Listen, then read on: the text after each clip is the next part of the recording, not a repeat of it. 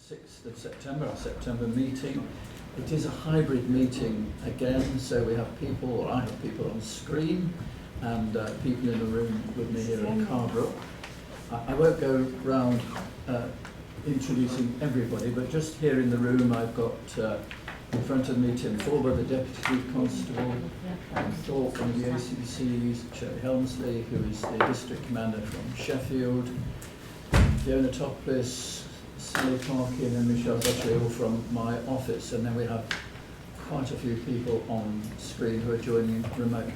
Just to remind you all, we are being live streamed and it's also being filmed, and therefore if for any reason anyone doesn't want to appear, you've been warned. So that's the filming notification. So I'm on the agenda then, that was items 1 and 2, just to welcome everyone and to remind you about the filming. Item 3, announcements, and I don't know whether the police have any announcements, so looking to you, Lauren, to see whether you do. I think that made you jump. The announcements that are included in the papers obviously include the substantive promotion of Shelley Helmsley to District Commander for Sheffield and to Steve Chapman as District Commander for Rotherham. Both have been temporary in those posts for some time, so that's really good news. And the promotion of Simon Wanless, which will take effect from next week, when he'll be undertaking a new post to look after both OSU and Atlas.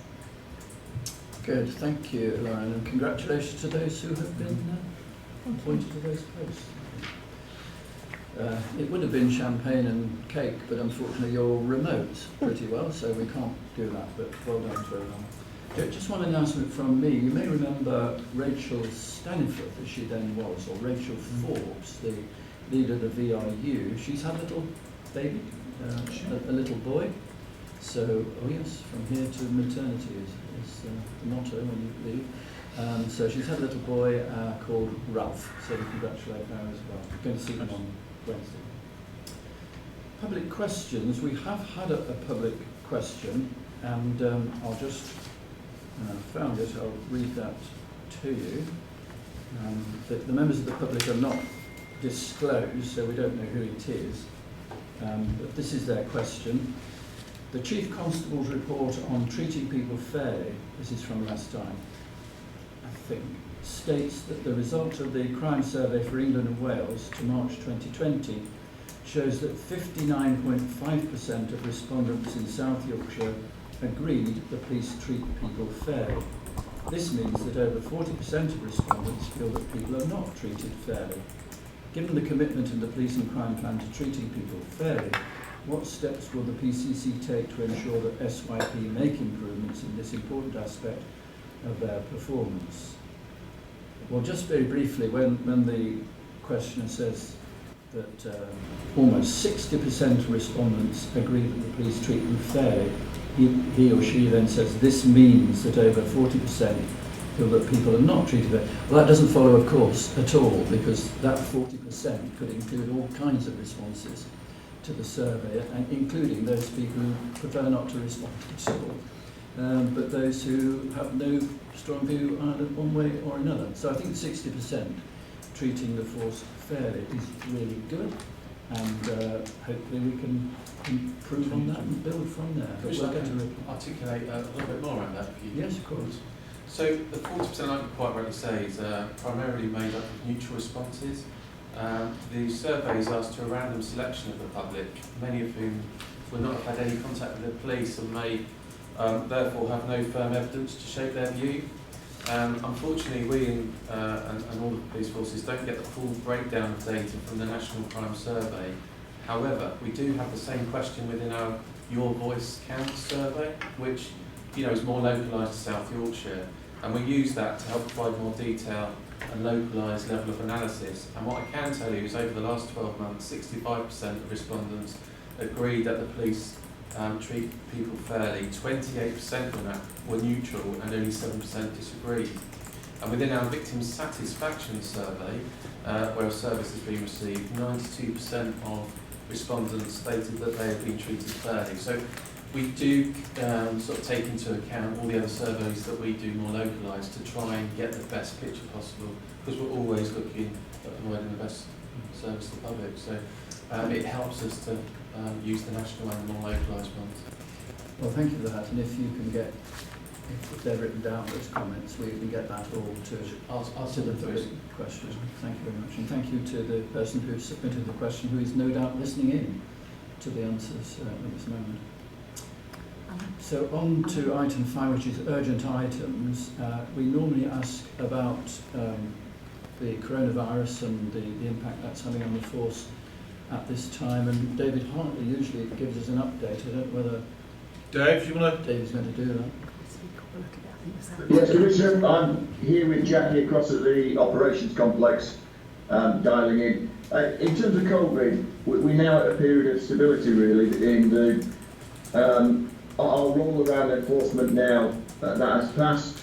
There is no activity really around enforcement. The challenge now is very much around the resumption of our business as usual demand, which is elevated slightly as I guess our communities are making up lost ground, along with the challenge that the virus is still there, and of course internally we have to face abstractions when people are confirmed as suffering COVID, and the isolation that's required around that. We're managing that throughout. We've managed to continue with full service delivery. There is no question, no challenge to that at this time. In fact, the latest figures this morning show us in the strongest position we've been since the start of the COVID challenge, which puts us in good stead, because with the resumption of education, of universities and schools, I think it is inevitable there will be a spike in 2 to 3 weeks' time, which will also impact on our staff. But we're in very good organisational health and fit for that challenge. Thank you very much, David. I've been told that I've got to speak up a bit more, and I guess that goes for everybody in the room, does it? Okay, we'll do what we can.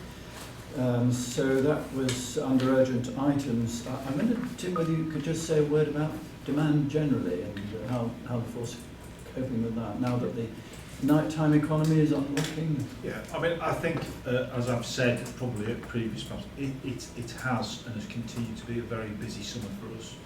And there's a combination of reasons behind that. Whilst if you were to look at purely the number of incidents coming through the door, they're not too dissimilar to previous years. What the mix of those incidents has changed. At the early part of the COVID pandemic, we saw a significant drop in the number of crime-related incidents, and that's just because people are at home, they're not out and about, less opportunities to commit crime. So we're seeing a significant increase in the number of crime-related incidents, which do take longer to deal with. You overlay that with some of the challenges we've had around our staff and COVID abstractions. Obviously, whilst we've maintained a very good position, and at no point have we ever got to the stage where we couldn't provide a full policing service, and certainly a good position compared to other similar police services around the country. There has been an impact, and because COVID tends to, historically has caused issues, it's not evenly spread, because someone on a shift gets it, it has the potential to take out half that shift. That has caused us some issues at times. You then have the gradual unlocking, the reopening of the nighttime economy, the resurgence of the football season. Again, these are all demands that we've not had to cope with for the last 18 months.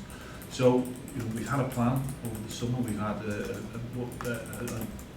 a plan to deal with what we call surge demands over the weekend. It's involved some of our staff working 12-hour shifts over the weekends.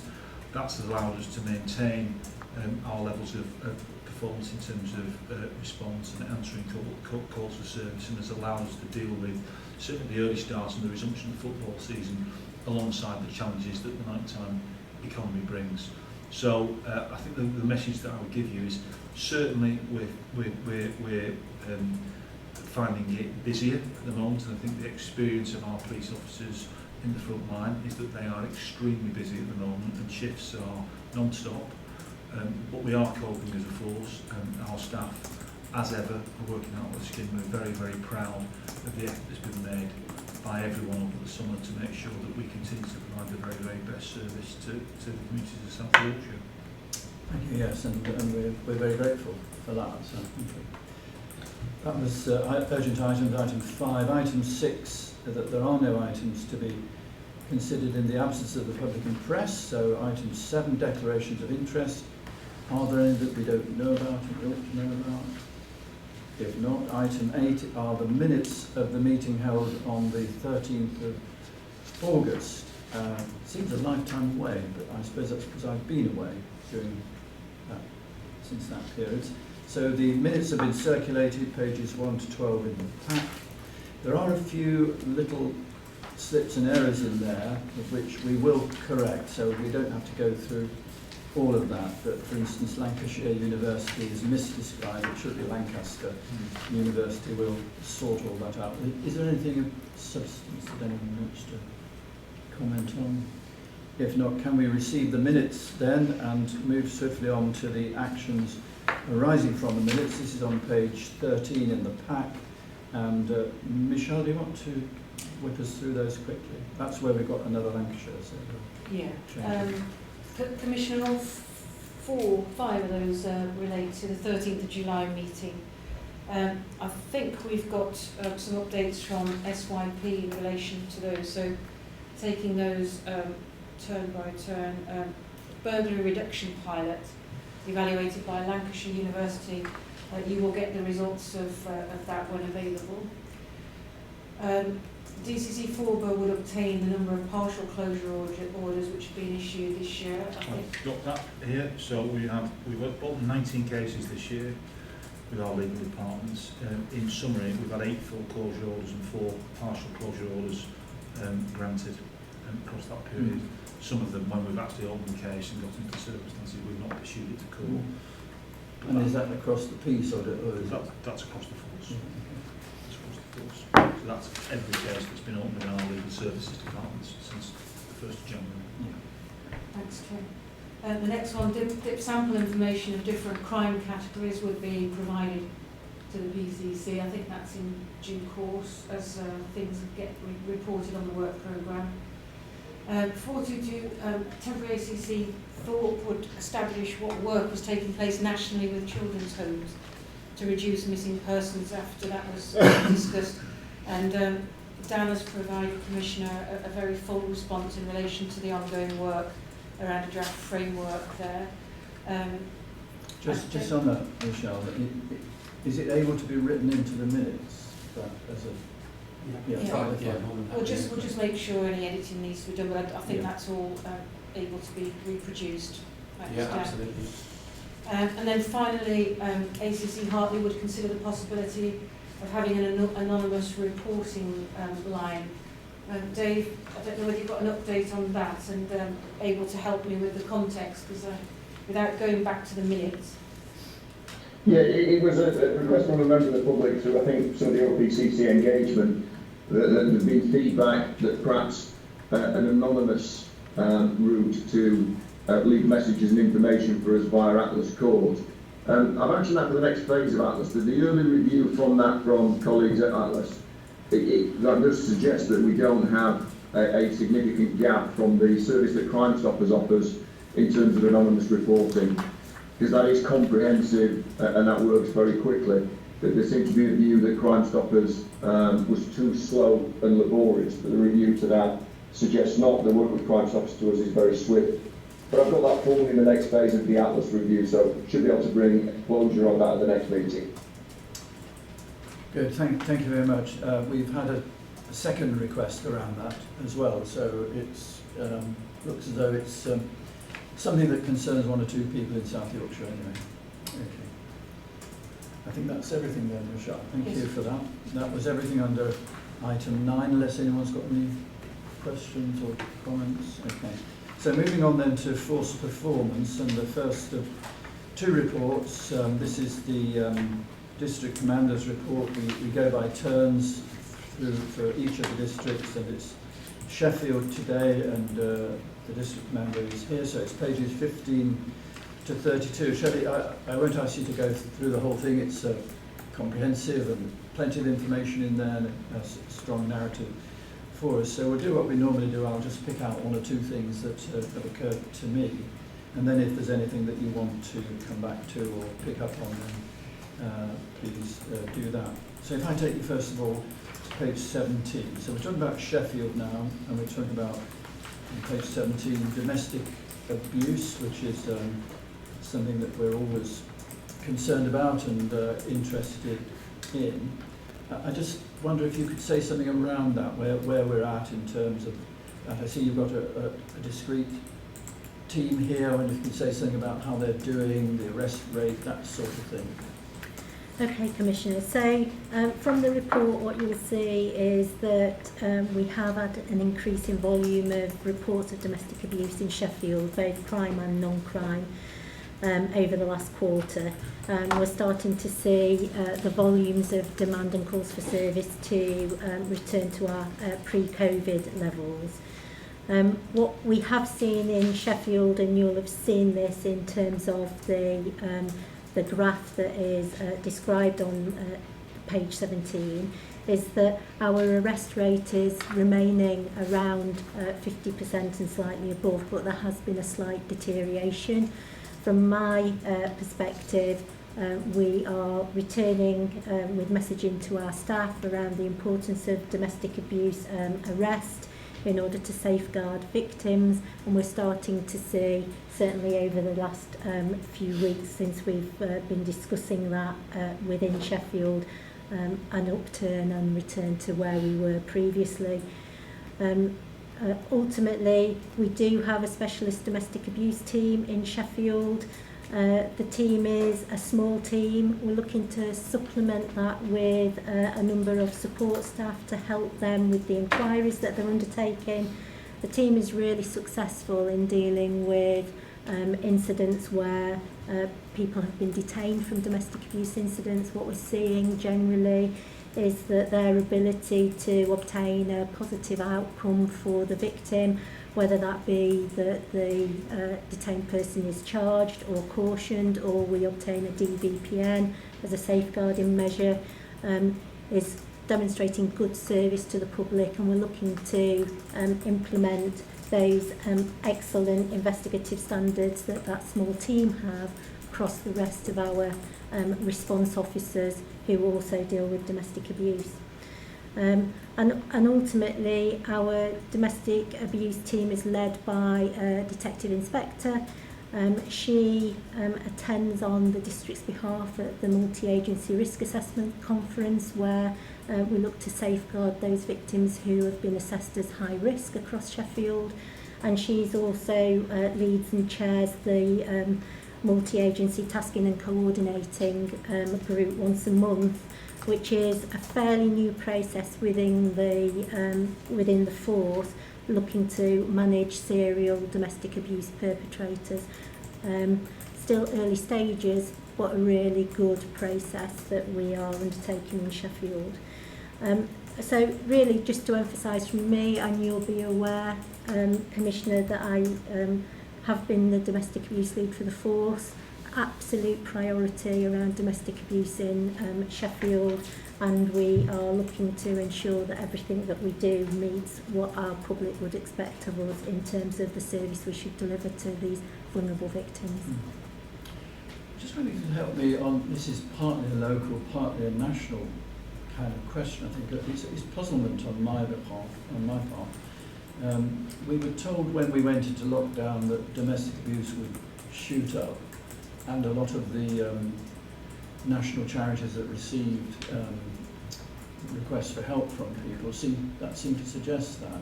The figures don't seem to be borne out here in terms of the demand on the force here, and you said we've now gone back to the pre-COVID levels. So there wasn't really a spike here in terms of demand on the force. Is that right? Am I understanding that right? We have seen levels of domestic abuse reporting increase at times in the force over the COVID period, but nationally my understanding is that we've not seen the spike that was considered. I suppose the the context around coronavirus. Many victims will have been trapped in households with potentially abusive partners. Not everyone will have felt that ability to go and seek the support that they desired. But actually, in terms of the increase in reporting that we're seeing in Sheffield, I would like to think that some of that reporting is a reflection of the fact that our messaging throughout coronavirus is that we will treat domestic abuse seriously and police report so we can help and support victims. I mean, I'll just add to that really. I mean, domestic abuse is a hidden crime. It is, and all the evidence suggests that people are the victim of abuse on many occasions before they're reported to the police. That's something that we never stop reminding ourselves of. By the time people come to us, the situation is often acute. We're always seeking to work with partners to minimise that, to encourage people to come forward. We're always keen to try and intervene as early as we can to prevent repeat victimisation. I think that I think the full extent of the impact of COVID on domestic abuse won't be seen for some time. Often people will seek the assistance of a charity when they might not have spoken to the police, or might not even want the police involved. So I think it will take time to flush through the system when we truly get an understanding of what levels of domestic abuse were taking place behind closed doors during lockdown. And some of that is that often third-party reports come as a result of people talking in the workplace, kids in school, all of which were missing during that period. So I think it's a very complex picture. Yeah. But certainly in terms of the investment that we've made in domestic abuse teams across all 4 districts, we now have dedicated teams in all 4 districts to be able to deal effectively with both victims and perpetrators of domestic abuse by the investments and some of the work that we do by investments in commission services, by the work that we do with partners. I think we've got good infrastructure now to be able to continue to provide that service and to be able to match that with demand as it may ebb and flow throughout the future. Yeah, thank you. That's very helpful. Thank you. I'm over the page on 18. That's a continuation, domestic abuse, where children are involved, and you reference there in the second paragraph from the top about taking children into police protection. I wonder if you have any idea of what numbers we're talking about here. I guess they're fairly small. But so I think it's important to make the distinction that it isn't only from instances of domestic abuse that children may be taken into police protection. I suppose what I'm explaining here is the extreme that might be required when we attend a domestic abuse incident. But in general, it's perhaps 1 or 2 children are taken into police protection monthly. So something that we would not do unless we felt that was necessary to protect and safeguard that child. we're not talking lots of children, No. small numbers. Okay, thank you. One of the things that we have done, you'll be aware about DA Matters training that we've rolled out successfully across the force.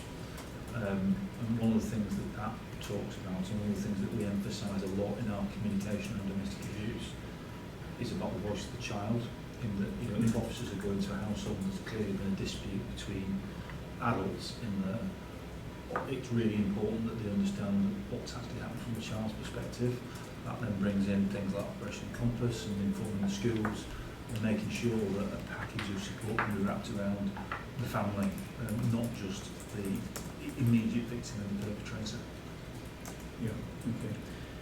On the same page, continuing a theme about children, that this link between, these are talking about county lines now and child criminal exploitation, this link with Scotland, which I've seen previously in reports. I mean, if you could just seems extraordinary that children should be taken from here to Scotland, and just something around that, and whether the children who get caught up in this kind of criminality, I think, certainly from my perspective, members of the Police and Crime Panel I know would be anxious to know that those children are treated as victims as much as offenders? If you could just say something around that.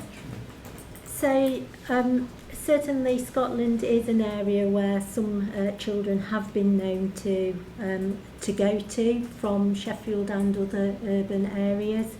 There isn't an exclusive link with Scotland. Unfortunately, a number of these children are not feeling that they are victims in terms of the criminality that we are seeing, but I can assure you that certainly from our perspective, if should any of these children be reported missing, and that is one way that we might identify that they have travelled out of the county and understood that they may be at risk of criminal exploitation, we would deal with them as we would as a missing person.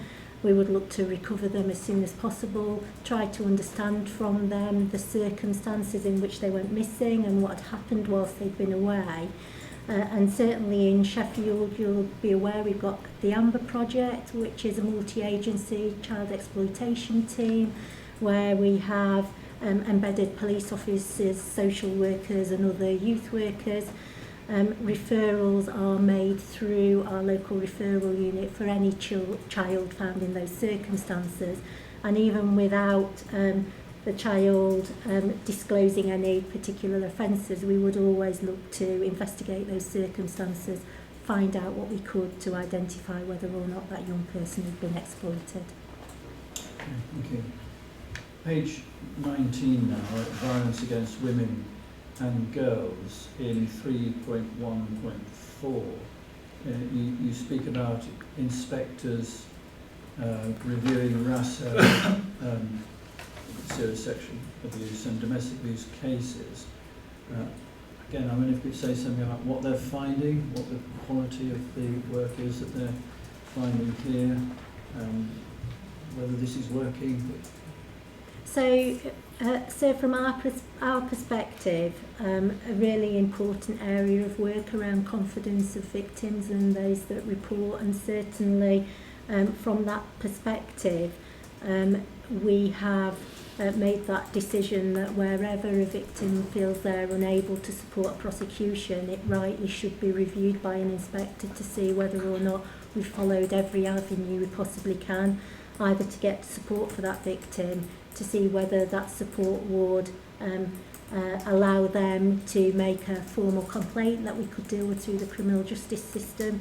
So this is routinely something that happens in Sheffield around those rapes and serious sexual offences or domestic abuse incidents where initially it would appear that the victim doesn't support.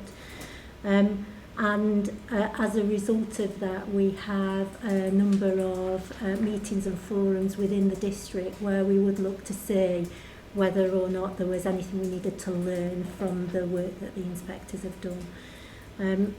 So far, nothing that I can tell you in respect of any lessons we've learned, but I can certainly assure you that we have good scrutiny because we know that this is important and we need women and girls to feel confident when they report to police. Well, it's an area we're interested in, so we may have a further update on that at a later stage.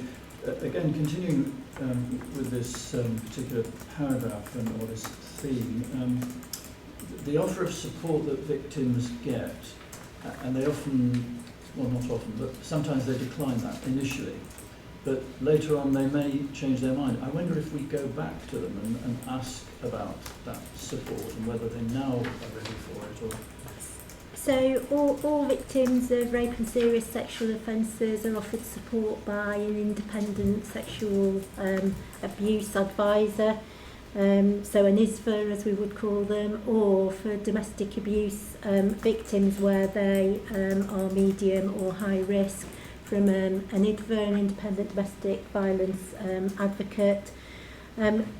There is a process in place centrally around our performance and governance unit where I used to work that ensures that that process does take place for all victims, and we would tend to, certainly in the inspector's review around the rape and serious sexual offences, if they thought that there was an opportunity by gaining support from an ISVA, and that might change that victim's mind, then they would look to ensure there was that further referral. Okay, thank you. On to page 20, this is tackling crime now, the major heading there, but 3.2.1 on criminality. Quite a good, encouraging paragraph there on the work of the on crime team.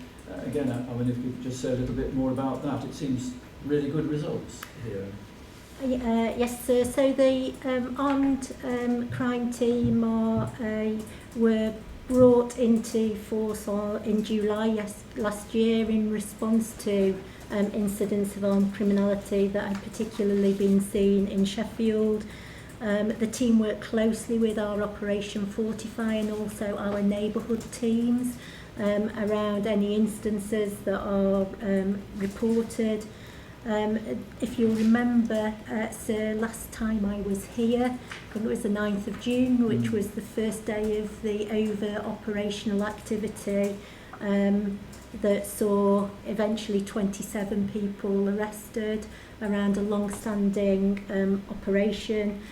I think it's fair to say that the armed crime team, their understanding of investigations, particularly of firearms discharges, the opportunities around forensic evidence, the ability to work with the Fortify team around local information and intelligence has brought around a number of successes, which has included a reduction in the number of firearms discharges that we've seen across the city.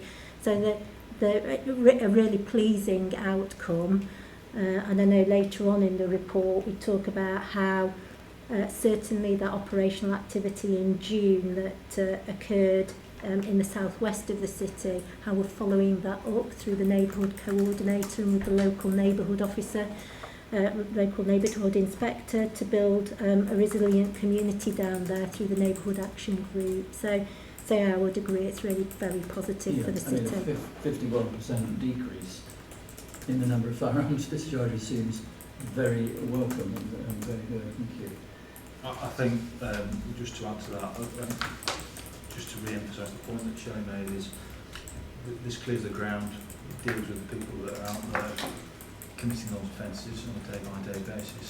What's really important now is the work of the neighbourhood teams, the long-term approach around violence reduction unit, around community development, dealing with the causes of the causes. And it's really important now that having made those gains and been able to cap off some of the activity, that we consolidate that going forward. I wouldn't want that point to be lost. Is that, if we don't want to be back in the same position in 2 years' time, the investment of those resources now, the continued development of neighbourhood policing, those local partnerships, the galvanising of local community groups, voluntary agencies, and all of that together is really, really important in terms of building a long-term future. And of course the district council, they're just rolling out their new structures as well, aren't they, in the neighbourhoods, and that's working reasonably well, and not embedded yet, I guess. No, obviously they're moving to local area committees, which will have a strong connection with the neighbourhood action groups. So in fairness, the council are working hard at the minute to replicate what we see for the neighbourhood action group in Sharrow and Nether Edge, to do that across the city and to understand how those linkages eventually will report into and out of the local area committee. But certainly it seems to be a positive move. Yeah, are those local committees, are they just councillors, or do they have voluntary bodies on, community groups? How do they work? I'm not fully cited, but there will be 7 local area committees. I think the ambition is that, and I don't want to speak for the council here, no. But the ambition is that is to give the communities more of a voice of what happens around prioritisation of budgets, what happens in terms of how they see their services delivered. So there will be councillors, but my understanding will be there will also be other statutory partners and volunteers as part of it. But the police are not formally represented on those? No, but we will have the links with the local area inspector will form part of it. Well, we'll see how that goes. Yeah. On page 21, serious violent crime, this is a question that, again, I'm puzzled, and I just wonder whether you could help me with this.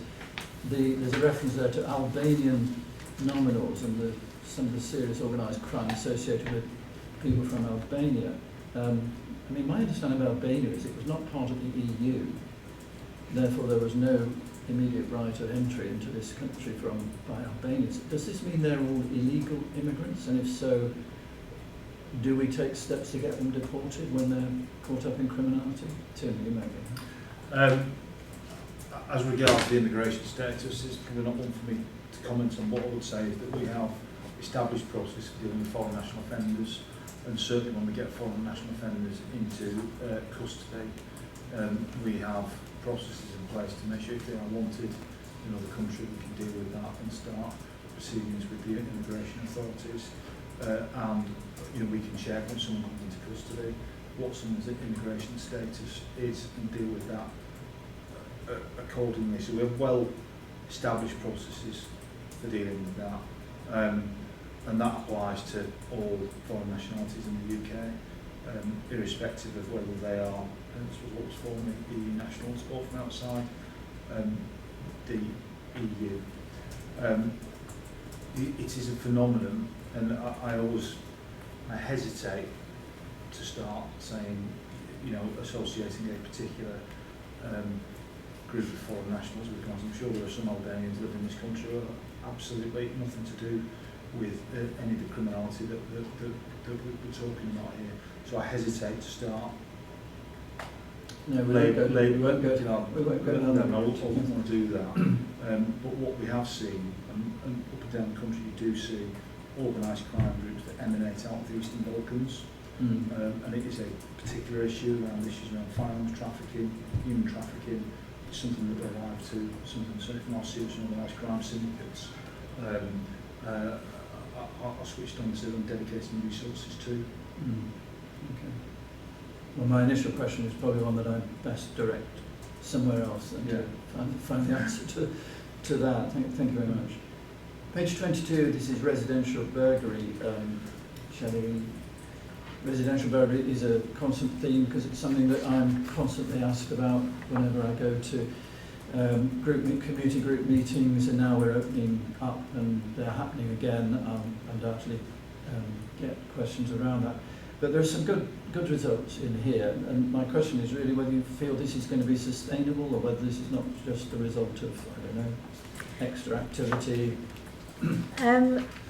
I'm really pleased in what we've seen in Sheffield around the reductions that we've seen in residential burglaries, and some of that will be attributable to the fact that we've put some.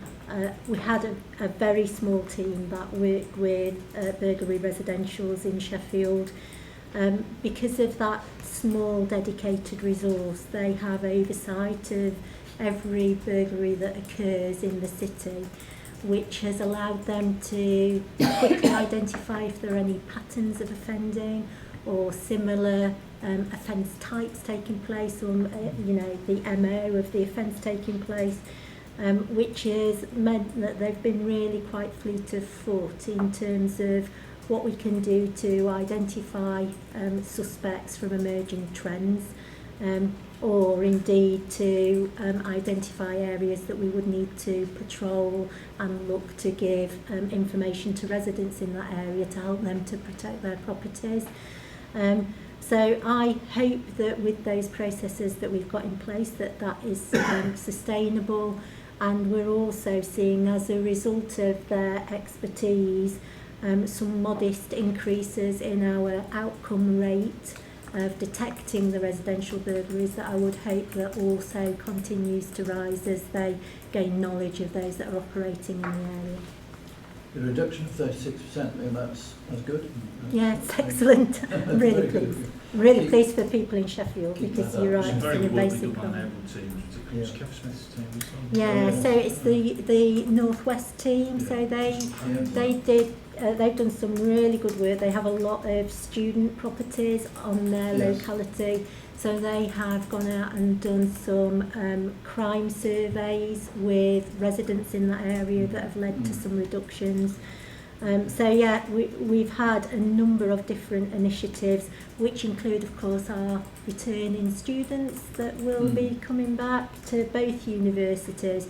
So plans are in place as well to inform them about some crime reductions initiatives, just to try and ensure that they don't find themselves subject to being victim. Where I live. So. Yes, Okay. they're very good. Very good. Actually, all of our neighbourhood teams are very good, but they've done a particular piece of work around burglary. That's good to know. And as I say, it's something that we're constantly asked about for very obvious reasons. Page 23, hate crime. Again, I wonder if you could say something around that. It's one of those really difficult things. We got a bit of a hammering in one of the local papers about hate crime some time ago, trying to... It looks as if we're having it both ways. If hate crime figures go up, we say, well, that's because people are getting the confidence to report more. And if they go down, we take credit for that as well. So it's how you explain this to the public, I think, hate crime. So if you could say something about hate crime in Sheffield, what's happening here? So we have seen an increase in 16% in this quarter compared to last quarter of reported hate crime. I suppose to echo Mr Forber's words, we don't hear or have all of those crimes that occur reported to police. Some of that may be around a confidence or for other reasons. Certainly in Sheffield we take hate crime seriously. Helen Lewis, who is one of our chief inspectors, leads on hate crime, and the university, one of the university managers is the community safety lead for hate crime. So we work very closely with him to improve reporting.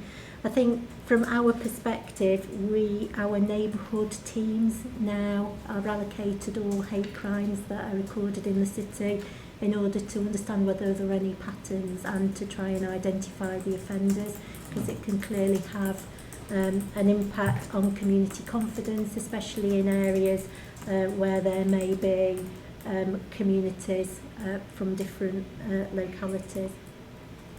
Can you, on page 23, the bottom paragraph, I didn't quite understand what was going on here. Sheffield District has taken the decision last quarter to recruit a police officer rather than a support staff hate crime coordinator.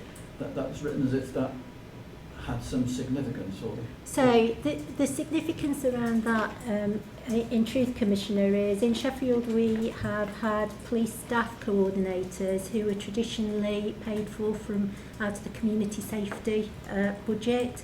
What that has meant is that officer or member of staff has been tended to be employed on a short-term contract, either a year or 2 years. And you can understand in terms of stability of their employment, that has meant that we've not always been able to keep some really very good officers that have worked in that role. Clearly, by that being a police officer, we create that stability. There is a police officer already in role now, and strongly picking up where the last hate crime coordinator left, who left us to go back to study.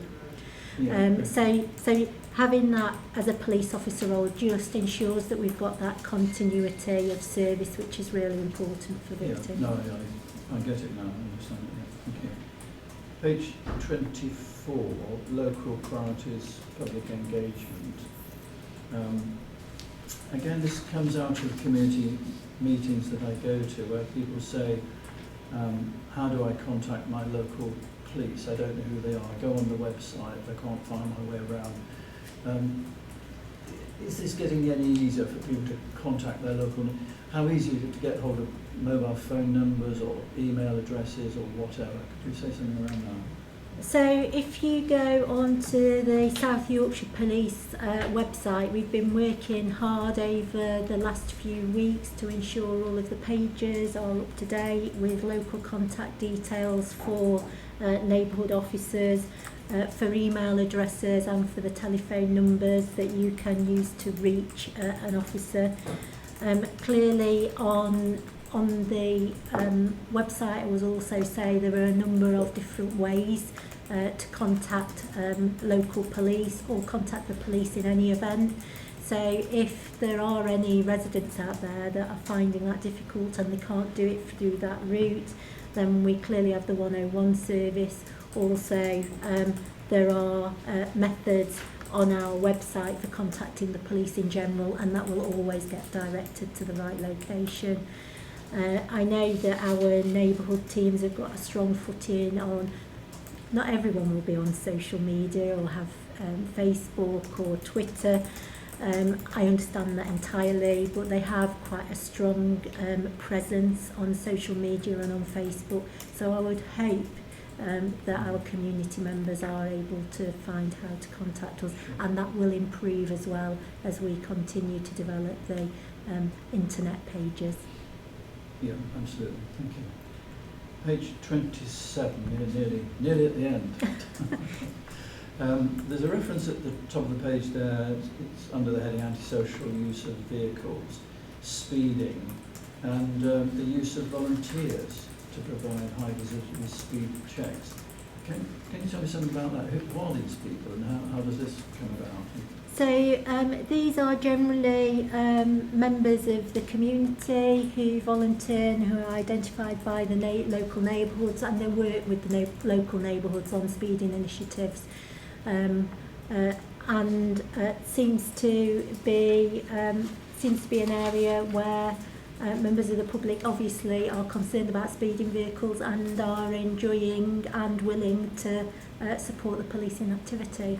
So yes, members of the public that volunteer. How do they get in? Do you advertise or do they just get in touch with you? How does that work? That would be that they'd be already in touch with the local neighbourhood teams, but if you want some more information about if anyone does want to volunteer or understand how to do that, Just occasionally I do get people who say I'd like to do something, I'd like to help, and if that's one way in which they can help, then that would be fine. Good, thank you.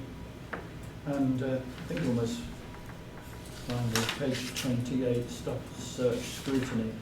I was a bit, just to clear up a mystery here, Okay. I think it's the independent ethics panel, isn't it, who do the scrutiny of body-worn cameras in the case of stop and search, rather than IAGs, independent advisory groups? So the independent advisory group in Sheffield have not seen any body-worn video from stop and searches at present. Right. In Sheffield, we do have them review sanitised reports of stop and search to help us understand the impact that there may be in the community, and also to be able to reassure how we deploy that power. But we have in Sheffield Chief Inspector Sarah Gilmore, who is the Force Stop and Search lead, and we've also got Sergeant Adam Wood, who is our local lead in Sheffield around stop and search. They had a very productive meeting on the 28th of June in Attercliffe Police Station, where with actually one of the members of the independent ethics panel and another reviewed some body-worn video footage to understand whether or not it can be deployed more widely to be used in the AIG or in other IAG or in other forums that might just help that conversation with the public, to demonstrate our openness and the professionalism with which we deploy that quite important and impactful power. Yeah. Can I perhaps comment just on force level? Certainly, we want to be absolutely open and transparent around our use of stop and search, and creating a healthy atmosphere of challenge and independent scrutiny is absolutely critical to that. We want the public to be assured that we do use stop and search, but we do it fairly objectively. The independent ethics panel have very helpfully taken the time to view body-worn video. my ambition, and certainly Sarah, of course, lead, has this as an objective for myself. My ambition would be that we've got local stop and search scrutiny panels as a subset of the IAG for all 4 districts, undertaking that sort of work, as well as a periodic review by the independent ethics panel, and I think that would give us the right level of scrutiny that would enable us to engender a greater sense of confidence from the public. We need people to get involved in that, you know, given this is a public meeting, again, any member of the public who would like to get involved in stop and search scrutiny, to view body-worn video, to see the challenges that officers face on the street and how they use this power, and to give us feedback on it, we would absolutely welcome that. Okay. Does it raise issues around vetting? Do these people have to be vetted? I mean, we'd have to review that. I suppose the issue around vetting and using it in general is about the identification of the person that might be being stopped. So that's the bit that we would need to just ensure we have clarity about. But ultimately, it is about our openness and transparency and us wanting to learn. So I'm sure that in time we'd be able to overcome that. I'm not entirely sure they would need to be vetted as long as we took the right precautionary measures. So we still need to do a bit of work around that. So another positive, certainly in Sheffield, is that 25% of the stop and searches that are initiated ends up in a positive result, i.e. an illegal substance or item being found, which is a really good proportion. Certainly when you look at the national picture, which just kind of takes you, we try and make it as intelligence-led as we can. Obviously, officers are going to be patrolling the whole of Sheffield, not just bespoke areas, but it's another indicating factor that we, you know, do you know what that national figure is offhand? I don't know what the national figure is. We certainly have the figure broken down into each of the districts. But we're, well, the thing about stop and search for me, you know, and I've said this before, so much gets made of the positive outcome rate as the arbiter of whether it's been used legitimately or not. And it is important, it's only one important factor, and by far and away the most, alongside that is the way that officers speak and treat the member of the public, speak to and treat the member of the public whilst undertaking that stop and search, which is why body-worn video, and we absolutely welcome body-worn video because it gives us the opportunity to properly supervise this, and it gives us the opportunity to be able to show the events to people like the independent ethics panel, to give us that independent challenge. So we absolutely welcome it. We want to be as transparent as possible. We want to use it as a feedback process to officers, because we want officers to use this power. We want them to use it proactively, but we want them to use it professionally and politely, and make sure that the public, you know, have confidence in the way that we use it. Yeah, no, I'm sure you're right. Though clearly, if you were stopping and searching and little result, that soon would have an impact on the communities as well. It does, but it does. But it's only one factor, because if you're finding stuff, you've got to treating people properly, speaking to them politely, explaining the process and why they're doing it. So even if someone's been the subject of a stop and search that's not a positive outcome, and they are an entirely innocent member of the public, as far as it can be, it's a positive interaction with the police. And that's about the way that they conduct themselves, the explanation that they give, politeness, and all of that good stuff. And we want to be able to supervise that. We want to be able to seek independent challenge around that. And we want to feed back those experiences to officers. Yeah, quite. I'm going to say finally. Have I said finally before? It sounded like a sermon. Finally. My final. Page 31, which is drink spiking. Again, I've had members of the public contact me around that saying, what are the police doing? I think it is very difficult to know what the police, how you talk about this. It's this difficult business of saying, well, clearly there's an issue here. People shouldn't have their drinks spiked, and the responsibility is on the person who's spiking the drinks.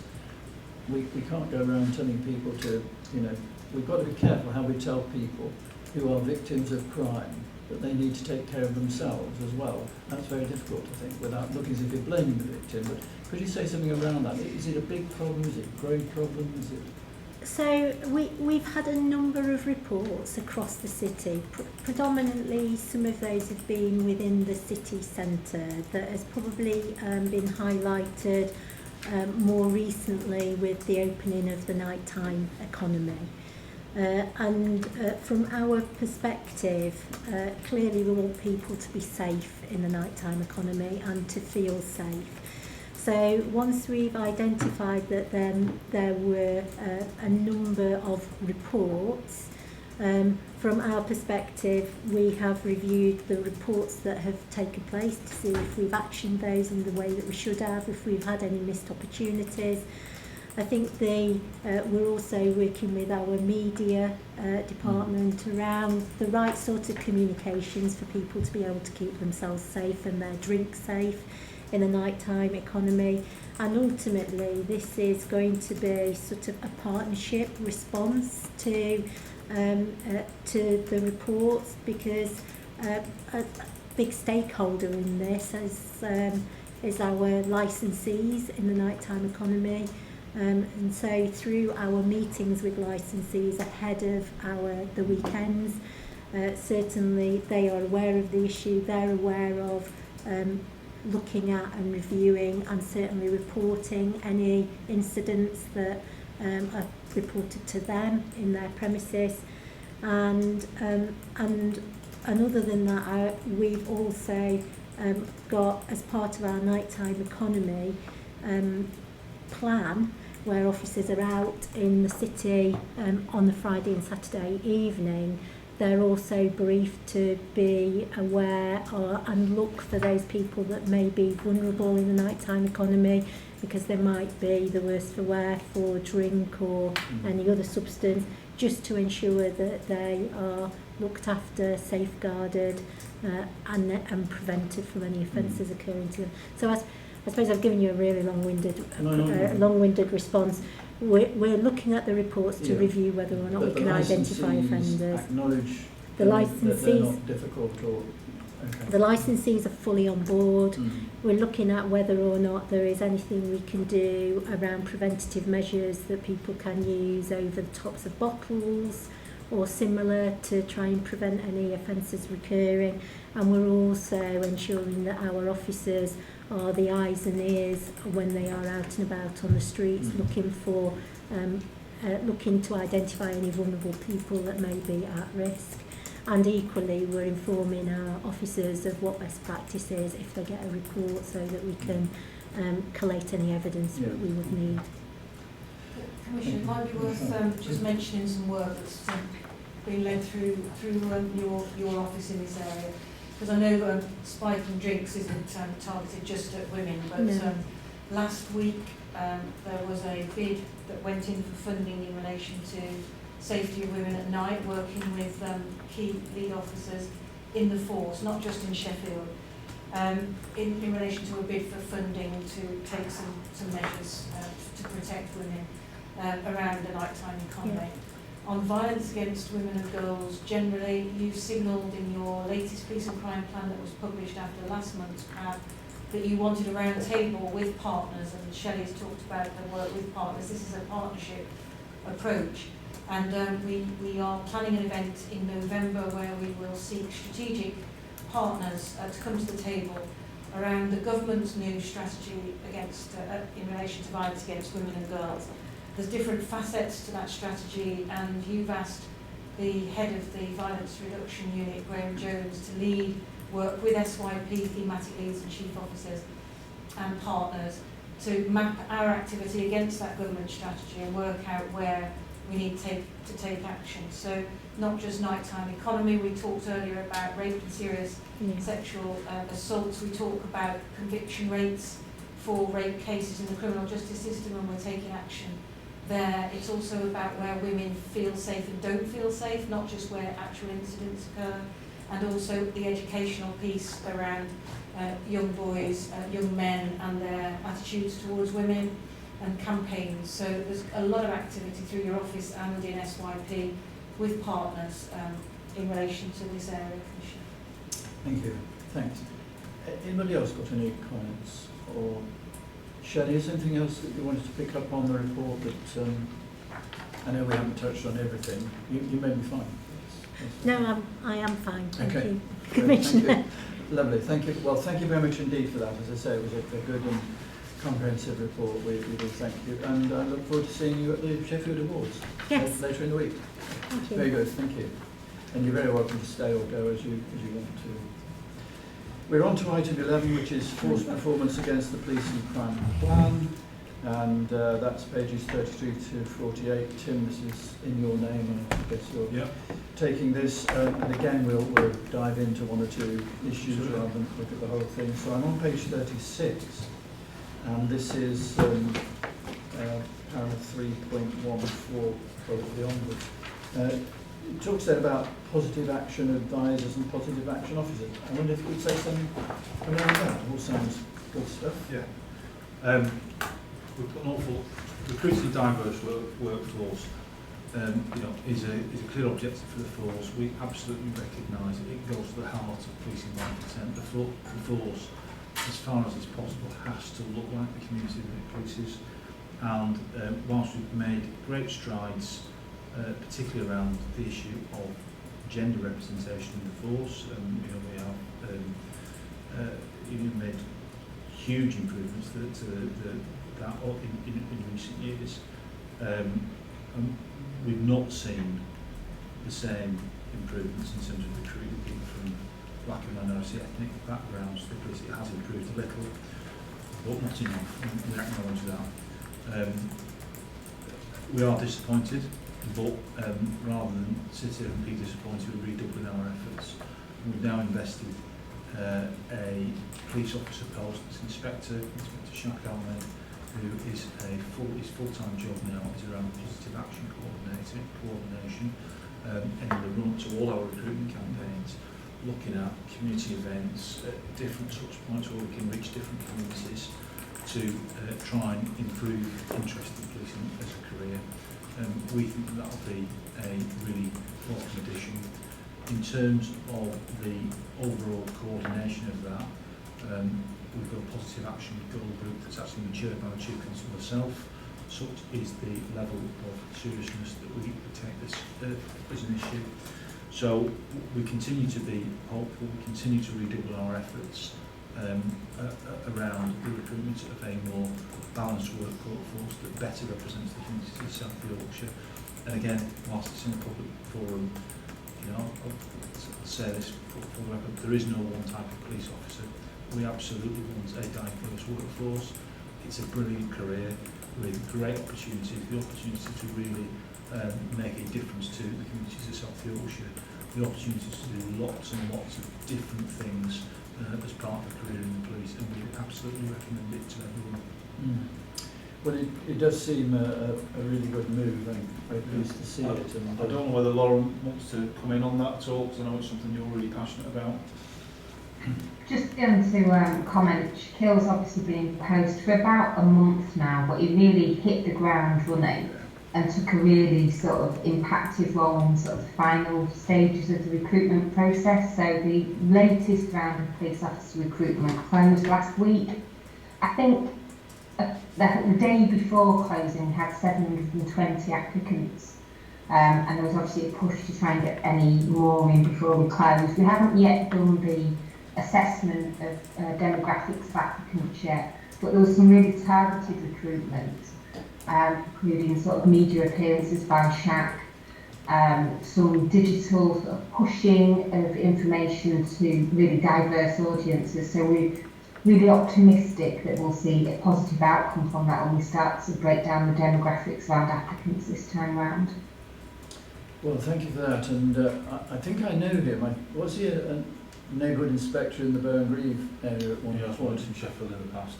I think I've... He was a few years ago. He's been a custody inspector more recently. Yeah, I think I met him some time ago, in which case a very good person. It may be that we could have him here at some point just to see how things are going when time has gone by a little bit. It's a difficult area, isn't it? I think that'd be a really good move. He's also chair of the Force Equality Hub currently, although that's likely to change in the next quarter. But I think he'd be a really good speaker to come and talk about the work that the Equality Hub does. and the staff associations that sit under that around diversity and how he's using that now in his role as positive action. Well, thank you for that. In that case, perhaps we can make a note, and we will do that then. And you could give us an idea as to when that might be appropriate to do that. We need to give him a bit of time, don't we? I would have thought 6 months. I don't know about yourself. Yeah, I would think Maybe sort sort of 6 months. Spring, Yeah. March time. Spring next year. Okay. Yeah. Thank you very much. Good. Just continuing. It's on page 37. It's not only about recruiting, it's also about retaining, isn't it? And I see here you're doing exit interviews, and I wonder how that's going. And I did have some figures for you okay. in terms of just give me a second. So it's page, if this helps, page 37, and it's 3.15 continuation thereof. So we have recruited a new organisational development specialist as part of people and organisational development to look at broader issues around the culture of the force. And in particular, we are really interested in, and we don't, our overall turnover is less than other organisations, but we're always particularly interested, particularly police officers that leave mid-service, the reasons why, to what degree is that they're looking for a career elsewhere, to, if there is any suggestion at all about the culture of the organisation, workplace issues, we want to know about it. So Sharon Bartlett now, who fills that role, has started to undertake a refresh campaign around actually undertaking interviews. To give you a view, we've had 42 leavers. This is from the 5th of July when this new process came in. 42 leavers, 17 people accepted the offer of a exit interview, 6 declined, 12 didn't respond, and there are various other issues around some of these things that need tidying up as we go along. People who've left before OD were actually notified of their leaving. So we've had 17 people accept the offer of an exit interview. We're going to continue to monitor that, because if people are not even taking up the opportunity, that in itself is an issue that would raise some concerns. And out of that, we will start to pick up themes of, why people are leaving the organisation. We'll also be able to pick up trends in terms of demographic data, and to see if there are any issues that we can then use to improve our organisational strategies around retention and inclusion. Yeah, it's clearly important, because it's one thing to turn the taps on, but if you pull the plug out at the other end, you're not advantaging yourself much, are you? No. Yeah, thank you. Page 41, the Sergeant's Development Programme, part of the Leadership Academy, is it? I'm awfully sorry, because the paper I've got is not part of the paper, so can you just tell me the paragraph number? Right, it's 3.38. 3.38. And in my packets, well, it's page 9 in that report, and it's page 41 in my pack. So, I suppose in probably January of this year, having just chaired the inspector's promotion process, became a little bit concerned about the volume of candidates putting themselves forward for promotion, in terms of we didn't get enough people through the process to fulfil the current inspector's vacancies, and the same is true of sergeant's vacancies as well. And that's a strategic challenge for us. But when you look at the workforce demographics, in particular the service band of our workforce moving forward over the next 3 to 5 years, we've just got a massive recruitment drive on now. We're going to end up with probably 1,500 police officers with less than four years service in this time. That's going to mean that we're going to have sergeants who are relatively young in service. When back 20 odd years ago, The dark ages. it's quite go that far, but to see sergeants with 3 or 4 years service was extremely rare. A lot of sergeants got 7, 8, 9 years service as a minimum, and would tend to gain the experience to be able to fulfil that supervisory role through the day-to-day experience of being a police officer and through acting opportunities and things like that. If you look at our workforce demographics over the next couple of years, that's just simply not going to be possible. We're going to need more and more sergeants who are relatively within service. So to aid that, and to make sure that we've got a pipeline of people who are qualified, that we've created a sergeant technical development course that we're starting to pilot in the next in October. This will be accompanied by effectively there's a number of different stages. There's a day in the life of a sergeant, which people, it's just a one-day course that before people start to even act in the role they'll undertake. There's then a 3-day sergeant's development programme, and then there will be ongoing CPD once people have been promoted into the rank.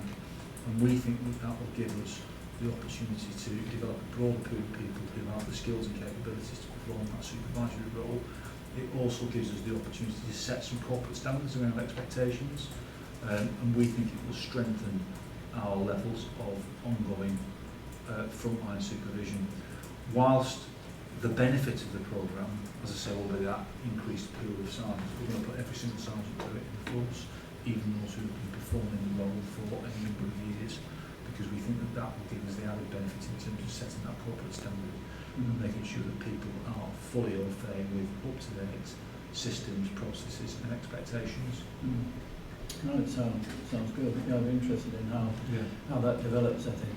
There used to be, with the previous chief, Lauren, a sergeant's pledge. Is that something that's continuing, or?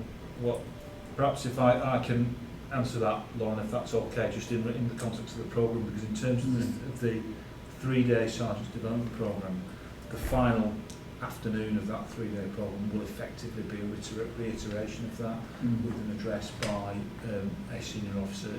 It may not be the chief, but effectively reinforcing those standards.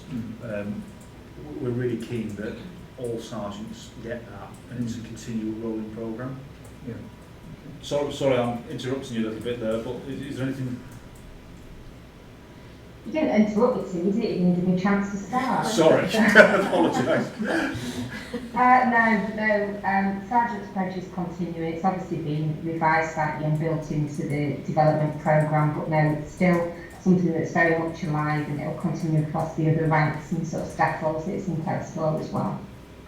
Good, thank you very much, thank you.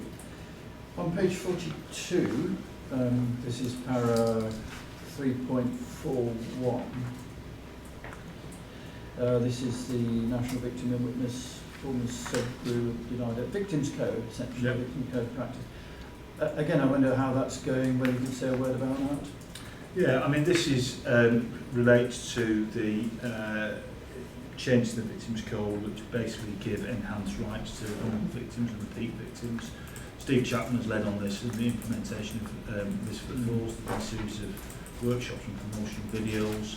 We continue to monitor it through our compliance with the Victims Code through Force Performance Day and our district quarterly performance reviews. I mean, the broader group, Dan, you sit on the regional group, don't you? Is there anything you want to say? Yeah, no, only that we're looking at, we covered this in quarterly performance reviews where we looked at how officers are recording and highlighting, for example, enhanced levels of service, and making sure that victims will be enough for that, for example. So we do discuss what the data shows and making sure there's quality actions to support that, so it's not just a ticky box exercise. So officers are entering into effectively a contract of when the contact should be maintained, because we know through repeat victim surveys, after we've taken the initial investigation, the follow-up contact can often fall a little bit. So we're very much focused on that with a view to driving improvement. So we do monitor that in both quarterly performance reviews and Force Performance Day, Mr. Ward said. So yeah, the systems are there. We've just got to make sure that officers are utilising it and following up with quality interactions with the. There seems quite a lot going on, if I can put it that way, of new initiatives and so on, and quite a busy. There is, and I think one of the challenges that we always have in carrying the corporate communication department assist us to try and make sense of that, giving a cohesive set of messages to our workforce. but there is a lot going on. Let's Yeah. not get away from it. I think finally on page 40, maybe a final. Page 44, use of force. Yeah. Nothing in here about tasers that I could detect. Yeah, we do. You do monitor taser through that. Could you just say something about tasers? I mean, we monitor taser through the use of force panel. We have a quarterly use of force panel.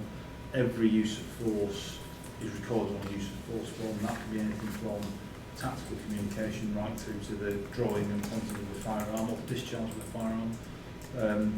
And that includes tasers, and that will include both the discharge of the taser and what we commonly refer to someone as being, we call it red dotted, because the taser, when you point it at someone and squeeze the trigger without firing it, it puts a red dot on someone. And often officers will use that with tactical communication to bring someone to control. They'll point a taser if they're refusing to be compliant and warn them that if they don't comply, the taser will be discharged. And so often that ends up resolving the matter without the actual discharge of a taser. But they're monitored through as I said, through a quarterly meeting where we go through all the stats. And that's, as I say, that is equal for every type of use of force, right from tactical communication, which is effectively, can include someone saying, stand where you are, keep your hands where I can see them. That would be recorded as a use of force. It would? Yeah. Yeah. Yeah, no, I can see that. Because what we look for is a graduated use of force. So, and what you will see in our use of force forms is even where officers have had to resort to a more substantive use of force. I'm sure if when I used tactical communication, that didn't work. Therefore, I grabbed hold of the individual, that didn't work, so I ended up handcuffing them. And you can see that graduated use of force, and that's what we're taught through officer safety training now. Well, on the same theme, this is page 45, so this is the final file, on page 45, 3.63. It says that the force also reviews ethnicity proportionality for force used, and a review of the key tactics used against ethnic minority subjects is undertaken. That just read slightly oddly, as if you had specific tactics used against ethnic minorities. So we don't. Maybe it's what we do monitor for is disproportionality. The use so against you can look at trends in terms of if you take tactical communication as the least intrusive, the starting point for the use of reasonable force. What you want to see is there any trends at all around, is the starting point for different groups higher or lower than others? And through the analysis that we do and the governance that we have around it, we can monitor that and we can feed that back in. The groups are attended by officer safety training staff, so we can feed that in through our training processes. Okay, thank you. I don't think there's anything else I had from the report, Tim, that I wanted to question about, but are you happy? I'm happy now. Lovely. Well, thank you very much indeed for that. As usual, it's a full report. Thank you. That was item 11, force performance against the police and crime plan. And now we're on to chief executive reports. Item 12, PCC decisions. Michelle, Yes. 49 to 50. Yeah, Commissioner, there's only one report under my reporting this time, and it is the decisions, and there is only one decision that's been brought forward of public interest, which relates to staffing, the rejigging of staffing across VRU and OPCC with some better dedicated support around admin and finance. Thank you very much. I don't think I got any questions to ask myself. That's good, Commissioner. So that's fine. That's item 12. Unless anybody else has questions? No. Item 12. Item 13. Is there any other business which I think has to be notified before the meeting starts, which hasn't been done, so there can't be any? Would that be right, Sam? Absolutely. Absolutely right. I think that's the whole of the meeting. So thank you very much, everybody. Thank you. We're well ahead of time. Thank you.